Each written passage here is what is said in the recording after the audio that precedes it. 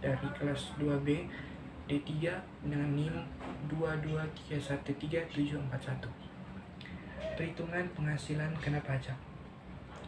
Tarif pajak penghasilan yaitu usaha penjualan sejumlah 4,8 miliar setahun sesuai dengan pasal 14 nomor 36 tahun 2008 pakai tarif norma pajak perhitungan itu, yang dimana PP nomor 46 tahun 2013 berlaku mulai 1 Juli 2013 dengan tarif 1% final bagi UMKM. PPh final ini kemudian diturunkan menjadi 0,5% lewat PP nomor 23 tahun 2018. Peredaran bruto setahun 2,800 miliar dengan PPh 0,5% dikali dengan 2,5 miliar sama dengan 12.500.000.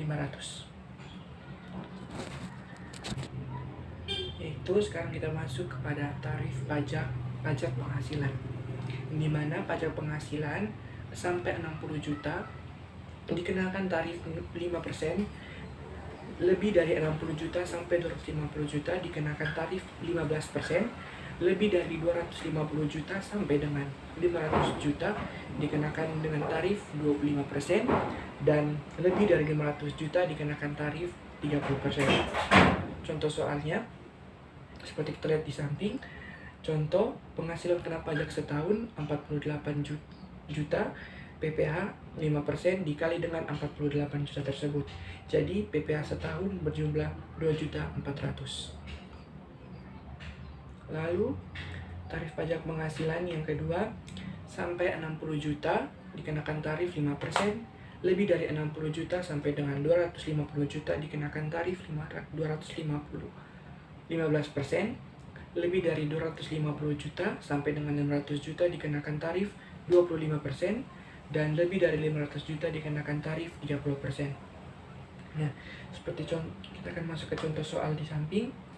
Penghasil kena pajak setahun 250 juta, PPh-nya 5% dikali dengan 60 juta sama dengan 3 juta.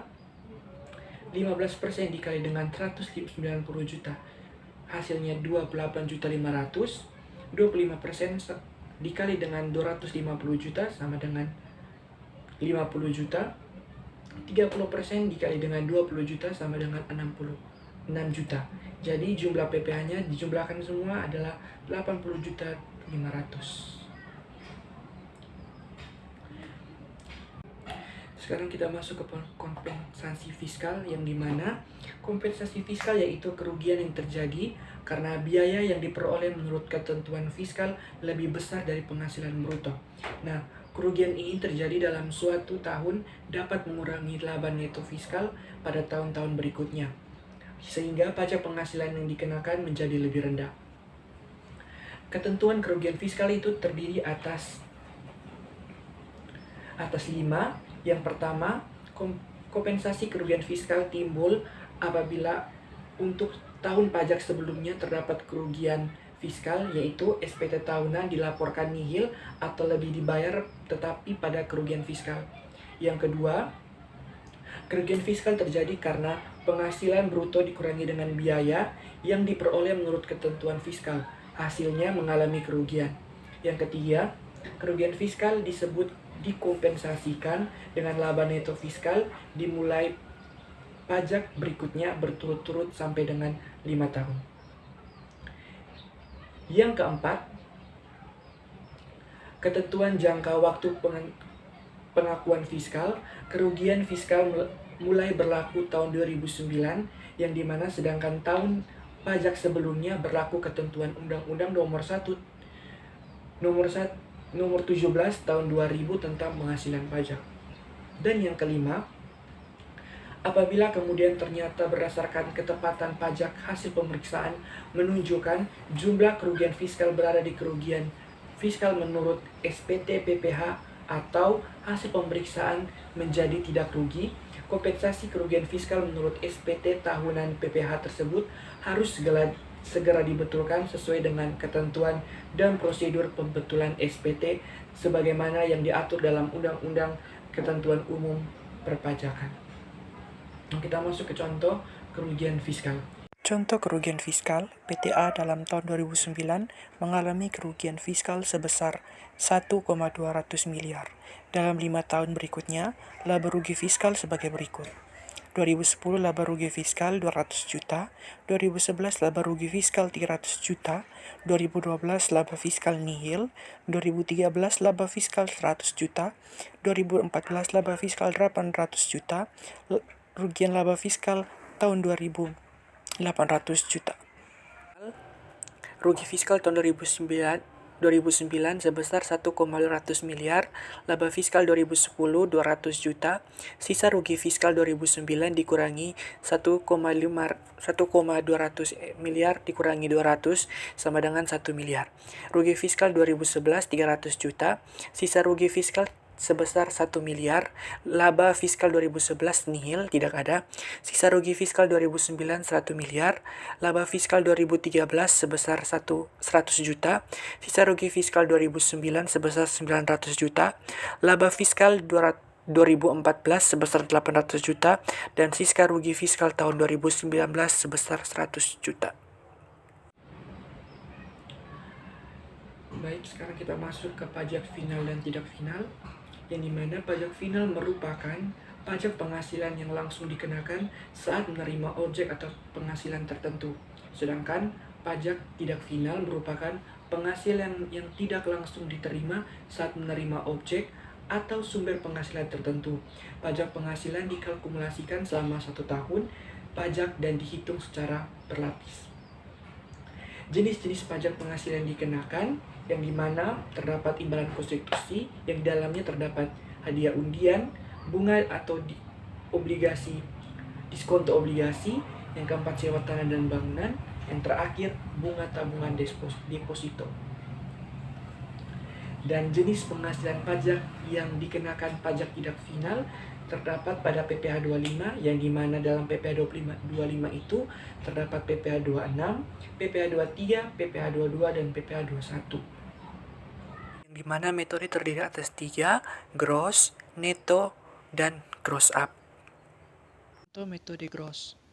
Apabila PPh 21 terutang dibayar sendiri oleh karyawan yang bersangkutan, maka Bapak Ali gaji sebulan 2 juta, PPh 21 yang dibayar sendiri 30.000, take home pay sebesar 1.970.000.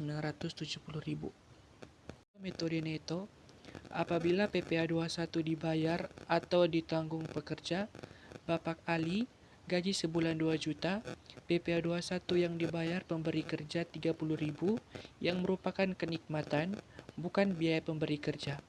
Take home pay sebesar 2 juta. Contoh metode gross up, karyawan diberikan tunjangan pajak, gajinya dinaikkan sebesar pajak yang dipotong. Bapak Ali dengan gaji sebulan 2 juta, tunjangan PPh 30 yang merupakan biaya bagi pemberi kerja sehingga mengurangi pajak deductible expense. Jumlah gaji 2.030.000 dipotong PPh 21 30.000, maka take home pay-nya sebesar 2 juta. Pajak penghasilan yang pertama, pajak penghasilan bruto. 1.1 penghasilan rutin terdapat gaji pokok dan tunjangan. 1.2 penghasilan tidak rutin terdapat bonus, THR, dan upah lembur. Yang ketiga, iuran BPJS atau premi asuransi pegawai yang dibayarkan perusahaan, yang dimana dalamnya terdapat jaminan kecelakaan kerja atau JKK, jaminan kematian JK, dan jaminan kesehatan JSKes. Tunjangan PPh 21 yang dibayarkan perusahaan jika ada, dan tunjangan BPJS yang dibayarkan perusahaan jika ada. Yang kedua, pengurangan penghasilan bruto, yang dimana di dalamnya terdapat biaya jabatan, biaya pensiun, iuran BPJS yang dibayarkan karyawan, dan jaminan hari tua, jaminan pensiun, jaminan kesehatan. Yang ketiga, PTKP, penghasilan tidak kena pajak, yang dimana nominalnya sebesar 54 juta per tahun atau 4.500.000 per bulan. Contoh soal pasal 21 dengan rumus gross up. Amin bekerja sebagai direktur di PT Maju Senang dengan gaji per bulan 35 juta dengan status tidak menikah, biaya jabatan 500.000.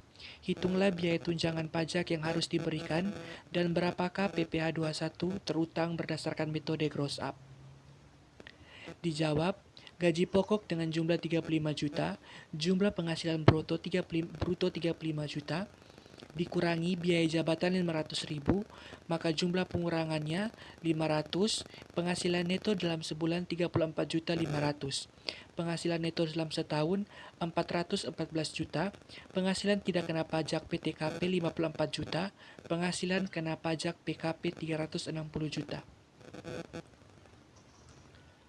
Tarif progresif pajak PPh 21, 5% dikali dengan 60 juta sama dengan 3 juta, 15% dikali dengan 190 juta sama dengan 28.500, 25% dikali dengan 110 juta sama dengan 27.500. Total PPh 21 terutang setahun 59 juta, total PPh 21 terutang sebulan Rp4.916.000. Baik, saya akan menjelaskan tentang PPh, subjek pajak dan objek pajak. Yang dimana anggaran pendapatan dan belanja negara atau APBN tahun 2019 dengan pendapatan 2,165,1 miliar dan belanja negara sebesar 2,461,1 miliar dan defisit mencapai 12,3 miliar. Anggaran pendapatan dan belanja negara atau APBN tahun 2019 dengan penerimaan pajak sebesar 1,786,4 miliar dan pendapatan APBN sebesar 2,165,1 dan pajak dikenakan 82,5%. Definisi Pasal 1 Undang-Undang Nomor 36 Tahun 2008, pajak penghasilan adalah pajak yang dikenakan terhadap subjek pajak atas penghasilan yang diterima atau diperoleh tahunan pajak. Subjek pajak itu terdiri atas orang pribadi, warisan yang belum terbagi sebagai satu kesatuan menggantikan yang berhak, badan dan bentuk usaha, badan atau tetap usaha, yang dimana terbagi atas dua menurut Pasal 2 Undang-Undang Nomor 36 Tahun 2008 tentang subjek pajak, yang terbagi atas dua subjek pajak dalam negeri dan subjek pajak luar negeri. Perbedaan wajib pajak dalam negeri dan wajib pajak luar negeri, yang pertama bisa dilihat dari dalam negeri berasal dari dalam negeri dan luar negeri dari luar negeri berasal dari penghasilan yang ada di Indonesia. Yang kedua, atas dasar penghasilan neto dan tarif umum itu dalam negeri dan luar negeri atas dasar penghasilan bruto dengan tarif sepadan. Yang ketiga, surat pemberitahuan tahunan pajak penghasilan dalam negeri dan luar negeri wajib pajak karena pemotongan pajak bersifat final. Sekarang kita masuk pada yang tidak termasuk dalam wajib pajak, yang terbagi atas 4. Yang pertama, kantor perwakilan negara asing. Yang kedua, pejabat perwakilan diplomatik dan konsulat. Yang ketiga, organisasi internasional dengan syarat Indonesia sebagai anggotanya. Yang keempat, pejabat perwakilan organisasi internasional. Objek penghasilan pajak itu terbagi atas 7. Yang pertama, imbalan berkenaan dengan pekerjaan atau jasa. Yang kedua, hadiah undian pekerjaan atau kegiatan dan penghargaan. Yang ketiga, laba usaha. Yang keempat, keuntungan karena penjualan atau penghasilan harta. Yang kelima, selisih lebih karena penilaian kembali aktiva. Yang keenam, iuran yang diperoleh perkumpulan dari anggotanya. Dan yang ketujuh, tambahan kekayaan neto berasal dari penghasilan belum kena pajak. Objek pajak penghasilan juga terbagi atas 7, yang dimana diantaranya dividen, royalti atau imbalan atas penggunaan pajak, sewa atau penghasilan lain sehubungan dengan penggunaan harta, keuntungan selisih kurs mata uang asing, penghasilan dari usaha berbasis syariah, imbalan bunga, surplus Bank Indonesia. Yang tidak termasuk dalam objek pajak yaitu bantuan atau sumbangan, harta hibah diterima oleh keluarga dalam garis keturunan lurus, harta diterima sebagai bahan ganti saham, dan yang keempat, imbalan pekerjaan atau jasa yang diberikan berupa natural. Yang tidak termasuk dalam objek pajak itu diantaranya beasiswa, bantuan atau santunan. Yang ketiga, pembayaran dari perusahaan asuransi kepada orang pribadi. Sekarang saya akan menjelaskan tentang nomor pokok wajib pajak atau NPWP yang terdiri atas 15 digit. Seperti yang sudah digambar, terdapat angka 0, 1,234, 567, 8, 623,00. Nah, di mana 0 ini awalan merupakan jenis NWP dan 234,5 merupakan nomor pokok WP atau wajib pajak, dan 623 merupakan kode KPP, dan akhiran 03 di belakang merupakan kode cabang. Batas waktu penyampaian SPT sesuai dengan jenis pajak, PPh pasal 4 ayat 1 dengan batas waktu 20 hari setelah masa pajak berakhir.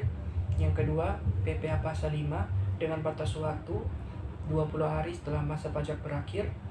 Yang ketiga, PPh pasal 21 dengan batas waktu 20 hari setelah masa pajak berakhir. Yang keempat, PPh pasal 23/26 dengan batas waktu 20 hari setelah masa pajak berakhir. Yang kelima, PPh pasal 25 dengan batas waktu 20 hari setelah masa pajak berakhir. Yang keenam, PPh pasal 22 dengan batas waktu 14 hari setelah masa pajak berakhir. Yang ketujuh, PPN atau PPNBM PKP dengan batas waktu paling lama bulan berikutnya setelah masa pajak berakhir. Dan yang kedelapan, PPN membangun sendiri dengan batas waktu paling lama akhir bulan berikutnya setelah masa pajak waktu berakhir. Tata cara pengisian SPT pribadi dengan cara hard file atau offline yang dapat kita akses pada https://www.onlinepajak.com/id/cara mengisi SPT tahunan pribadi formulir 1770 S1770SS. Dan cara pembayaran pajak atau e-building dengan cara datang ke kantor pelayanan pajak KPP, terus aktivasi e-building, print e-building, terus menuju ke bank dan menyerahkan bukti pembayaran pajak. Berikut merupakan slip setelah kita mengaktifasi kode building dan mencetak kode building tersebut. Gambar tersebut merupakan bukti pembayaran pajak setelah kita melakukan pembayaran pajak pada bank. Baik, sekarang kita masuk pada materi pajak penghasilan 21, di mana pajak penghasilan 21 atas penghasilan sehubungan dengan pekerjaan, jasa, atau kegiatan dengan nama dalam bentuk apapun yang terima oleh wajib pajak orang pribadi dalam negeri sebagaimana yang sudah diatur dalam pasal 21 Undang-Undang Pajak Penghasilan. Pemotongan pajak penghasilan 21 itu menurut Peraturan Menteri Keuangan Nomor 252/PMK 03/2008, di mana terdiri atas 5. Yang pertama, pemberi pekerja, yaitu orang pribadi dan badan. Yang kedua, bendahara dan pemegang kas pemerintah. Yang ketiga, dana pensiun, badan penyelenggara jaminan sosial tenaga kerja, dan badan lain yang membayar pensiun. Dan yang terakhir, JHT. Yang keempat, orang pribadi yang melakukan kegiatan usaha atau pekerjaan bebas serta badan membayar. Yang kelima, penyelenggara kegiatan. Nah, dalam kewajiban ini terdapat hak dan kewajiban pemotongan pajak. Hak pemotong pajak terdiri atas 3 juga. Yang pertama, pemotong pajak berhak atas kelebihan dalam jumlah penyetoran PPh 21. Yang kedua, pemotong pajak berhak mengajukan permohonan memperpanjang jangka waktu penyampaian SPT tahunan PPh 21. Dan yang ketiga, pemotongan pajak berhak mengajukan surat keberadaan kepada Dirjen Pajak. Setelah kita melihat hak kewajiban pemotong pajak, sekarang kita masuk kepada kewajiban pemotong pajak yang terdiri atas 6. Yang pertama, wajib mendaftarkan diri ke KPP. Yang kedua, wajib menghitung, memotong, menyetorkan, dan melaporkan PPh 21 yang terutang setiap bulan. Yang ketiga, wajib mencatat atau kertas kerja perhitungan PPh 21 untuk masing-masing penerima penghasilan yang menjadi dasar perhitungan dan menyimpan catatan atau kertas kerja perhitungan. Yang keempat, wajib membuat bukti dan memberikan bukti pemotongan kepada penerima penghasilan yang dipotong pajak. Yang kelima, harus memberikan bukti pemotongan selain pegawai tetap dan menerima pensiun berkala.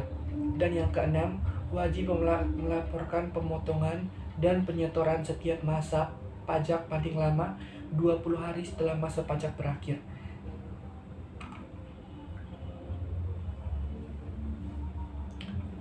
Subjek pasal penghasilan pasal 21. Yang pertama, pegawai.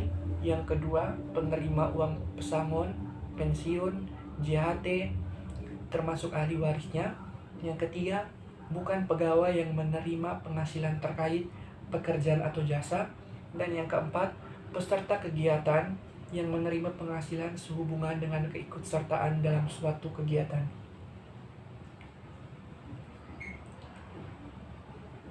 Hak-hak wajib pajak pasal 21. Yang pertama, berhak meminta bukti pemotongan PPh pasal 21 kepada pemotong pajak. Yang kedua, berhak mengajukan surat keberadaan apabila pemotong pajak tidak sesuai. Yang ketiga, berhak mengajukan permohonan banding. Kewajiban pajak wajib pajak pasal 21.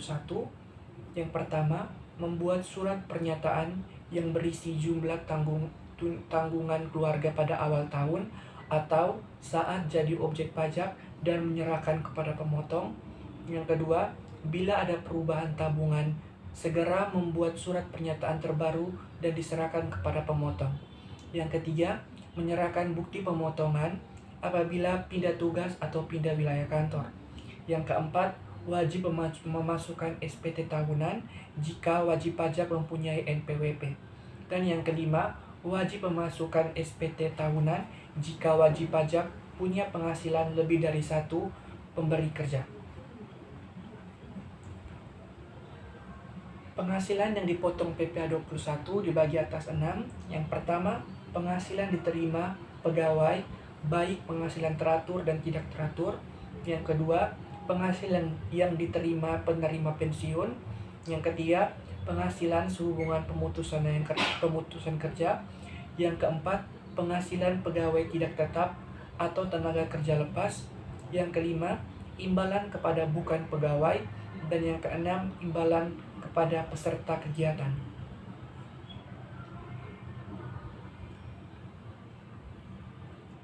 Perhitungan pajak penghasilan 21.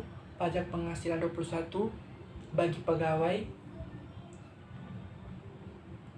itu penghasilan bruto yang dimana terdapat gaji sebulan, tunjangan atau honorium.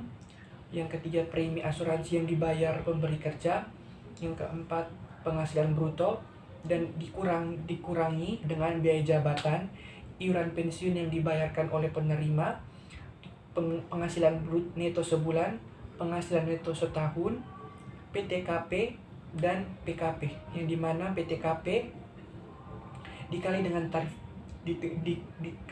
tarif pasal 17 ayat 1.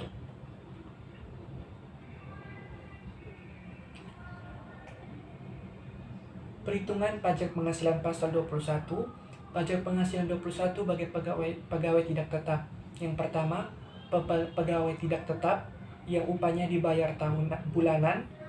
Penghasilan bruto setahun dikurangi dengan PTKP sama dengan penghasilan kena pajak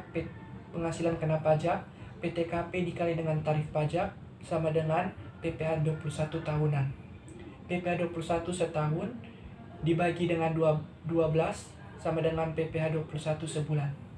Yang kedua, pegawai tidak tetap yang upahnya dibayar harian atau mingguan, yang upah harian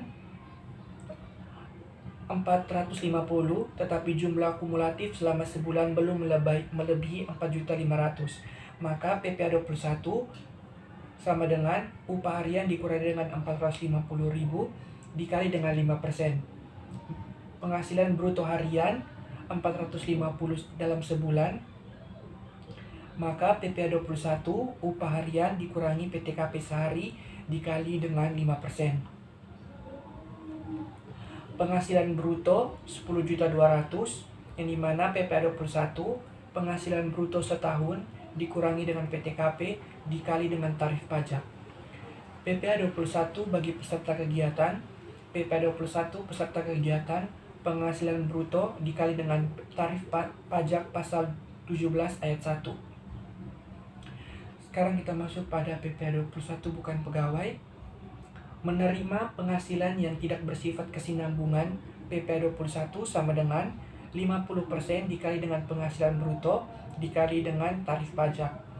Menerima penghasilan hanya dari satu pemberi penghasilan dan berkesinambungan, yaitu DPP 50% dikali dengan penghasilan bruto sebulan dikurangi dengan PTKP per bulan. Maka PPh 21 sebulan sama dengan DPP dikali dengan tarif pajak. Yang ketiga, menerima penghasilan yang bersifat kesinambungan dan punya penghasilan lain, yang dimana DPP 50% dikali dengan penghasilan bruto sebulan, kumulatif PPh 21 sebulan sama dengan DPP kali tarif pajak. Yang diingatkan kembali, bagi yang tidak memiliki NPWP dikenakan tarif 20% lebih tinggi. Informasi tambahan, pegawai yang telah menikah dapat tunjangan istri dan anak masing-masing 10-5%. Yang kedua, berhak atas premi asuransi kecelakaan kerja dan premi asuransi kematian sebesar 0,54% dari gaji pokok. Yang ketiga, pegawai membayar iuran pensiun dan JHT sebesar 5% dan 2% dari gaji pokok ditambah dengan tunjangan anak dan istri.